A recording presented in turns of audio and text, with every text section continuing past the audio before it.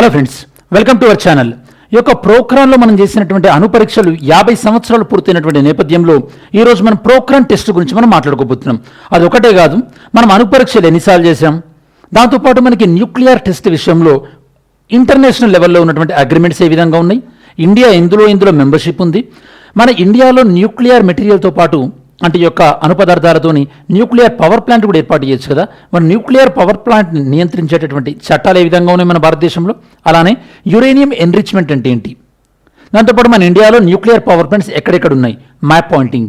So ఇలాంటి విషయాలన్నీ కూడా మనం ఈ వీడియోలో డిస్కస్ చేయబోతున్నాం. ఓకే, ఇన్ కేస్ మీరు ఎవరైనా సరే నేను ఈరోజు ఈ వీడియో చేస్తా అని ఎవరైనా గెస్ట్ చేసి ఉంటే కనుక కామెంట్ సెక్షన్లో ఇంక్లూడ్ చేయండి. ఓకే, కొంతమంది గెస్ట్ చేసి ఉంటే సరే. మనకి 50 years సెలబ్రేట్ చేసుకుంటున్నాం కదా మనం ప్రోగ్రాంలో న్యూక్లియర్ టెస్ట్ చేసి. సింపుల్ న్యూక్లియర్ బాంబ్ని మనం టెస్ట్ చేసాం అన్నమాట, అంటే అటామిక్ బాంబ్ని టెస్ట్ చేసాం న్యూక్లియర్ మెటీరియల్ని యూజ్ చేసి. ఇందులో మనం యూజ్ చేసినటువంటి మెటీరియల్ ఏంటంటే యురేనియం. న్యూక్లియర్ వెపన్స్ అంటే ఈ యొక్క అణ్వాయుధాల పాయింట్ ఆఫ్ వ్యూ చూసినట్టయితే కనుక అతి ఎక్కువగా న్యూక్లియర్ వెపన్స్ కలిగి ఉన్నటువంటి దేశం రష్యా, యునైటెడ్ స్టేట్స్. దాని తర్వాత ఎక్కడో మన భారతదేశం తక్కువ న్యూక్లియర్ వెపన్సే ఉన్నాయి. కాబట్టి ఈ యొక్క వెస్టర్న్ కంట్రీస్ మన భారతదేశంలో న్యూక్లియర్ వెపన్స్ని తగ్గించాలి అనే ముందు వాళ్ళ దేశాల్లో ఉన్నటువంటి న్యూక్లియర్ వెపన్స్ని తగ్గించుకోవడం అనేది చాలా బెటర్గా ఉంటుందని చెప్పేసి మనం భావించవచ్చు. మరి ఈ సందర్భంలో మనం ఒకసారి న్యూక్లియర్ వెపన్స్ ఫర్దర్గా టెక్నాలజీ ఇదంతా డిస్కస్ చేసే కన్నా ముందు ఒకసారి ఈ వీడియోలో మనం ఏమేమి డిస్కస్ చేస్తామో నేను మీకు ఆల్రెడీ చెప్పాను. కాంటెక్స్ట్ ఏంటంటే మనకి ఇండియా ప్రోగ్రాంలో మొదటి న్యూక్లియర్ టెస్ట్, దాని కోడ్ నేమ్ వచ్చేసి మనకి స్మైలింగ్ బుద్ధ. ఇది కండక్ట్ చేయడం ద్వారా మన భారతదేశం ఐక్యరాజ్య సమితి భద్రతా మండలిలో ఏ 5 కంట్రీస్ అయితే ఉన్నాయో P5 కంట్రీస్, ఆ 5 కంట్రీస్ కాకుండా న్యూక్లియర్ వెపన్ కలిగి ఉన్నటువంటి 6వ దేశంగా మన భారతదేశం అవతరించింది. ఇది ఫస్ట్ పాయింట్ మనం అర్థం చేసుకోవాలి. దెన్ ప్రోగ్రాన్ 1, ప్రోగ్రాన్ 2 గురించి డీటెయిల్స్ తెలుసుకున్న తర్వాత అసలు మనం ఇండియా న్యూక్లియర్ టెస్ట్ని ఎందుకు చేయాల్సి వచ్చింది 1974లో, ఆ విషయం కూడా తెలుసుకుందాం. ఓకే, ఫస్ట్ న్యూక్లియర్ టెస్ట్ మనం ప్రోగ్రాన్ 1 అని, సెకండ్ న్యూక్లియర్ టెస్ట్ మనం పోక్రాన్ 2 అని అంటుంటాం. పోక్రాన్ అనేది మనకి రాజస్థాన్లో ఉన్నటువంటి ప్రాంతం. ఎప్పుడైనా సరే న్యూక్లియర్ వెపన్స్ని మనం డెజర్ట్ ఏరియాలో టెస్ట్ చేయాలి, ఎడారులో టెస్ట్ చేయాలి. అంతే తప్పించి హైదరాబాద్లోనూ సికింద్రాబాద్లోనూ వేస్తే అంతే సంగతి. అదే మిసైల్స్ని మాత్రం మనము కోస్టల్ ఏరియాస్ నుంచి టెస్ట్ చేయాలి. మరి మీకు సింపుల్ క్వశ్చన్, మనం ఏదైనా మిసైల్స్, ఏదైనా క్షిపణులను టెస్ట్ చేయాలంటే, ఏదైనా మిసైల్స్ని టెస్ట్ చేయాలంటే ఏ రాష్ట్రంలో ఏ ప్రాంతంలో నుంచి మనం టెస్ట్ చేస్తాం? ఆన్సర్ చేయండి. సరే, పోక్రాన్ 1 ఇది మనకి ఫస్ట్ న్యూక్లియర్ టెస్ట్. మనం కండక్ట్ చేసింది 18th May 1974. Pokhran test range రాజస్థాన్లో కండక్ట్ చేయడం జరిగింది. దీని కోడ్ నేమ్ వచ్చేసి మనకి స్మైలింగ్ బుద్ధ.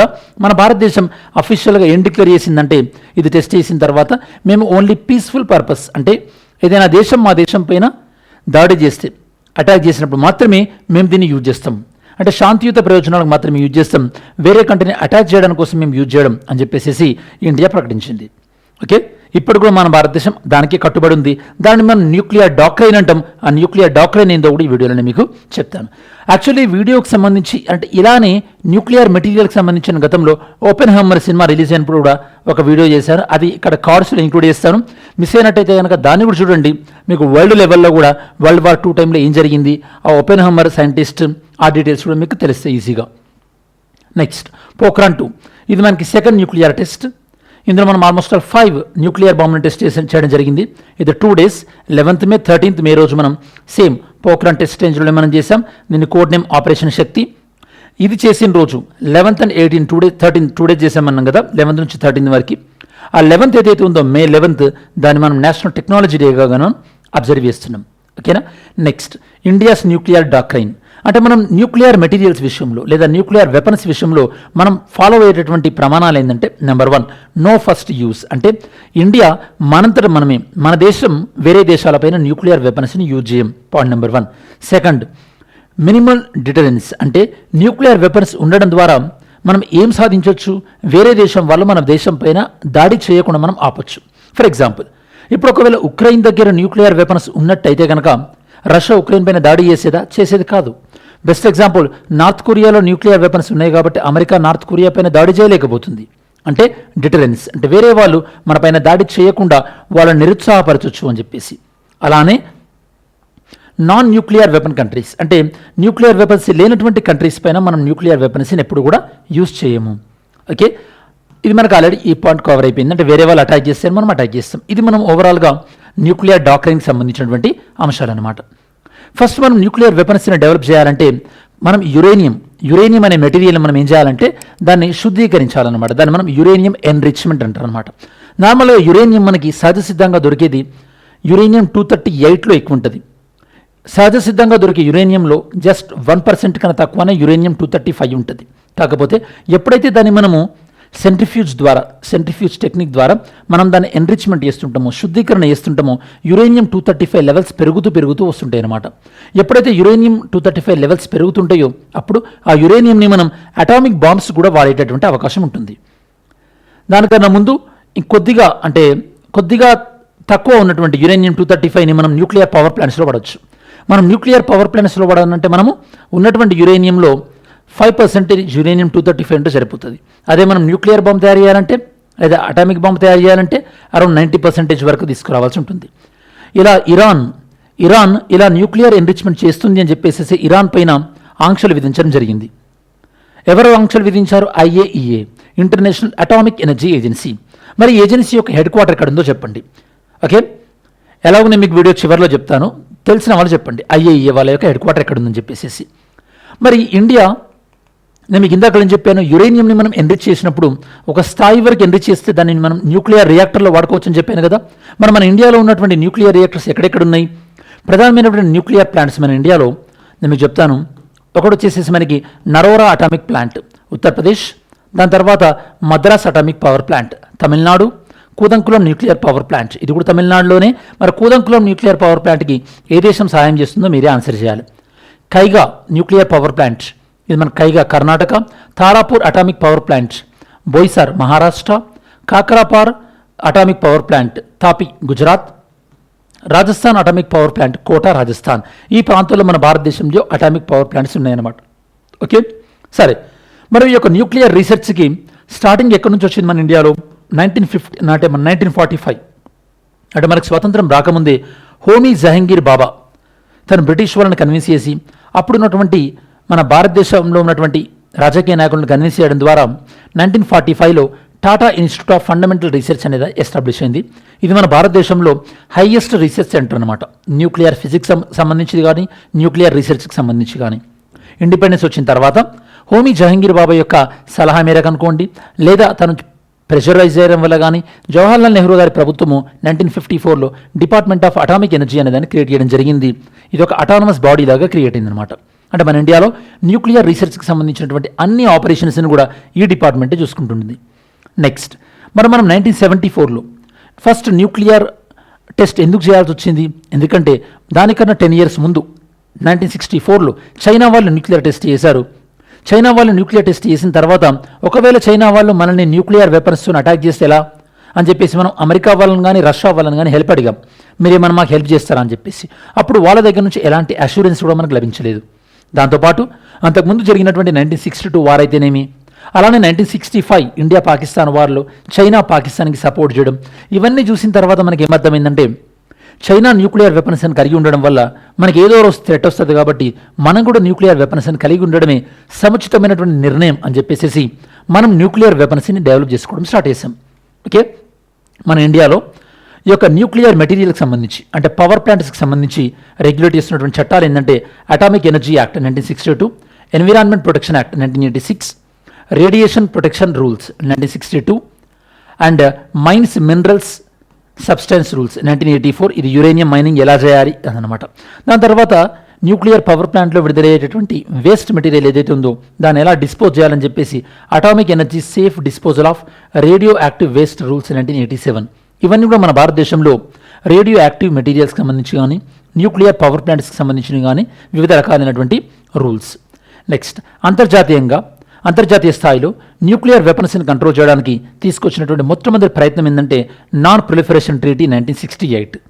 దీని వెనకాల అమెరికా ప్రధానమైనటువంటి ప్రోత్సాహం ఉంది.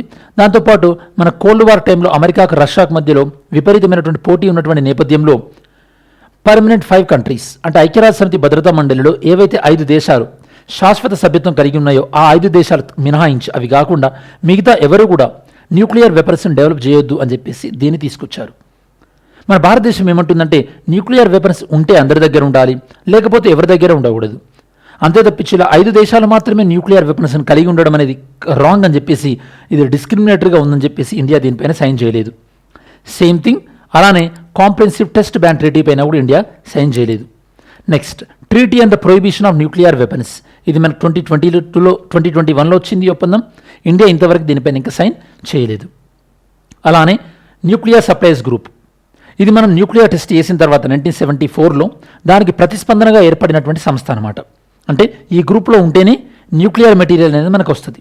మీరు డౌట్ రావచ్చు, మనం ఈ గ్రూప్లో లేము కదా, మనం అట్లయినా కూడా మనకి తమిళనాడులో మనకి కూదంకులంలో రష్యా ఎలా టెక్నాలజీ ఇస్తుంది అంటే 2005లో మనకి అమెరికా వాళ్ళు సివిల్ న్యూక్లియర్ అగ్రిమెంట్ చేసుకున్నారు. దాని తర్వాత నుంచి అంటే అక్కడి నుంచి అమెరికా వాళ్ళు మనకు న్యూక్లియర్ మెటీరియల్ ఇవ్వడం స్టార్ట్ అయింది. అలానే ప్రపంచంలో ఉన్న మిగతా దేశాలు కూడా, అంటే ఈ యొక్క న్యూక్లియర్ సప్లైస్ గ్రూప్లో ఉన్న దేశాలు కూడా, మన భారతదేశం ఈ గ్రూప్లో లేనప్పటికీ కూడా మనకి న్యూక్లియర్ వెపన్స్, న్యూక్లియర్ మెటీరియల్ ఇవ్వడం స్టార్ట్ అయింది. ఓకే, అంటే చూసారా మీకు అమెరికా ఇన్ఫ్లుయెన్స్ ఏ విధంగా ఉందో మీకు అర్థమవుతుంది. అమెరికా వాళ్ళు వద్దన్నప్పుడు ఎవరూ మనకి ఇవ్వడానికి ముందుకు రాలేదు. ఎప్పుడైతే అమెరికా వాళ్ళు మనతో ఒప్పందం చేసుకున్నారో అక్కడి నుంచి మనకి వివిధ దేశాలన్నీ కూడా న్యూక్లియర్ మెటీరియల్ని లేదా న్యూక్లియర్ టెక్నాలజీని మనకి ఇవ్వడానికి ముందుకు వచ్చాయి. అలానే మనం రీసెంట్గా వ్యాసనర్ అగ్రిమెంట్లో కూడా మనం పాల్పంచుకోవడం జరిగింది. ఇది మన కన్వెన్షనల్ వెపన్ సంబంధించింది. వ్యాసనర్ అగ్రిమెంట్ కానీ, Australia group, MTCR missile technology control regime, ఇవన్నిటిలో కూడా మన భారతదేశం సభ్యత్వం లభించింది. నెక్స్ట్, మరి న్యూక్లియర్ వెపన్స్ గురించి ఎవరు చెక్ చేస్తారు? ఇంటర్నేషనల్ ప్రపంచవ్యాప్తంగా అణు ఆయుధాలను నియంత్రించేటువంటి సంస్థ ఏంటంటే ఇంటర్నేషనల్ అటామిక్ ఎనర్జీ ఏజెన్సీ. ఇది ఒక స్వతంత్ర సంస్థగా ఏర్పడినప్పటికీ కూడా వీళ్ళు రెగ్యులర్గా రిపోర్ట్స్ ఇస్తుంటారు. ఎవరికి? UN సెక్యూరిటీ కౌన్సిల్ వాళ్ళకి కానీ, UN వాళ్ళకి కానీ రెగ్యులర్ రిపోర్ట్స్ ఇస్తుంటారు. వీళ్ళకి హెడ్ క్వార్టర్ వియన్నా ఆస్ట్రియాలో ఉంది. ఇది ఏర్పడింది 1957లో. వీళ్ళకి ఇంకో నేమ్ ఏందో వచ్చేసి atoms for piece and development, ఇది వీళ్ళకి ఉన్నటువంటి ఇంకో నేమ్ వచ్చేసి. ఓకే, నిన్నటి వీడియోలో మిమ్మల్ని అడిగినటువంటి క్వశ్చన్ ఏంటంటే which of the following changes were made by the 44th constitution amendment act 1978 అంటే ఇవన్నీ చేంజెస్ కూడా మనకి 44th అమెండ్మెంట్ ద్వారా రావడం జరిగింది. మరి ఈరోజు క్వశ్చన్ ఎంతో చూద్దాం. Today's question, which of the following statement best reflect the impact of India's nuclear test in 1974? మన భారతదేశం న్యూక్లియర్ టెస్ట్ 1974లో చేయడం ద్వారా వచ్చినటువంటి ఇంపాక్ట్ ఏంది? మన ఇండియా పైన డిప్లొమాటిక్ ప్రెషర్ పెరిగి మన భారతదేశాన్ని ఐసోలేట్ చేశారు.